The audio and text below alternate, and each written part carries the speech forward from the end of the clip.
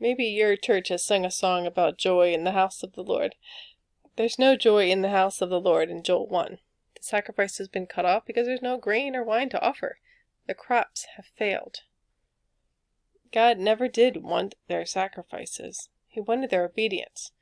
Well, their trust demonstrated in obedience. Everything is being taken away from them. Is that a good thing or a bad thing? It's both. Yes, it's a terrible thing. It's a terrible thing when our world seems to fall apart around us.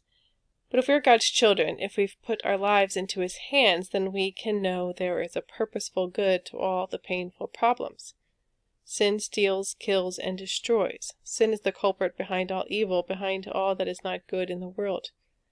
But God is big enough, wise enough, and powerful enough to orchestrate good out of any pain.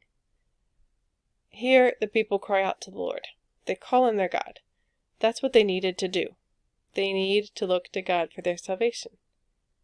If joy and gladness have been cut off from you, then you have separated yourself from God. In His presence is fullness of joy. If you don't have that joy, you are missing His presence. Confess, repent, look to Him, get your eyes off of self and self's problems, and get your eyes on Jesus, onto what is good and lovely and perfect, only God Himself. There should be rejoicing in the house of the Lord. You should be glad even in the problems and persecution.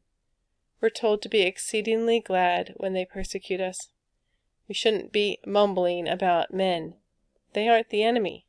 And if we can rejoice and feast in the face of our true enemy, he will know he's been defeated.